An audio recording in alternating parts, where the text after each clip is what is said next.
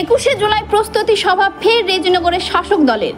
রাজ্যে শাসক দলের 21শে জুলাই কলকাতায় শহীদ দিবস উপলক্ষে প্রতিবারের ন্যায় এবারেও ডাক দিয়েছেন মাননীয় মুখ্যমন্ত্রী। নেত্রীর ডাকে সাড়া দিয়ে রেজিনগর বিধানসভায় ব্লক সভাপতি মঞ্জুর শেখ ও প্রাক্তন ব্লক সভাপতির নেতৃত্বে আজ রবিবার বিকেলে লোকনাথপুর মোড়ে একটি সভা করেন। এইভাবে প্রত্যেকটা গ্রাম পঞ্চায়েত অধীনে দফায় দফায় পথসভা করে চলেছেন ব্লক সভাপতি মঞ্জুর শেখ ও প্রাক্তন ব্লক সভাপতি আতাউর রহমান এলাকার প্রধান মেম্বার ও তৃণমূল কর্মীদের নিয়ে।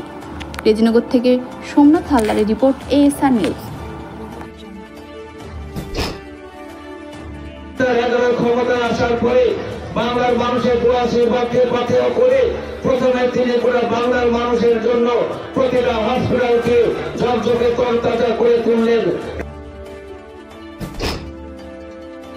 21শে জুলাই আমাদের রেজিনগর বলে নয়, গোটা বাংলার মানুষের কাছে একটা আবেগ। তাই আমরা 21শে জুলাইকে আমরা প্রতি বছরের পাখির চোখ হিসাবে আমরা দেখি এবং 21শে জুলাইকে সামনে রেখে আমরা প্রতিটা পাড়াতে, প্রতিটা ওয়ার্ডে, প্রতিটা অঞ্চলে, প্রতিটা শহরতলীয় এলাকায় আমরা দেওয়াল লিখনের কাজ সুসম্পন্ন করেছি এবং আমরা ফ্লেক্সের মাধ্যমে গোটা এলাকাতে রেজিনগর বিধানসভার সমস্ত পঞ্চায়েত এলাকায় আমরা ফ্লেক্স টাঙিয়ে মানুষের কাছে প্রচার অভিযান চালিয়েছি। আজকে যে পথসভা আমরা করছি এটা পঞ্চায়েত ভিত্তিক।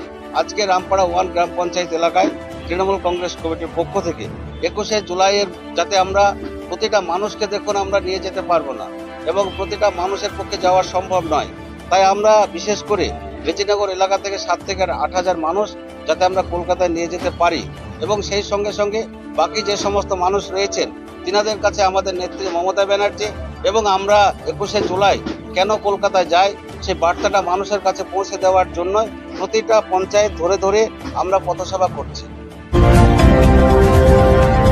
দেখছেন ASR নিউজ।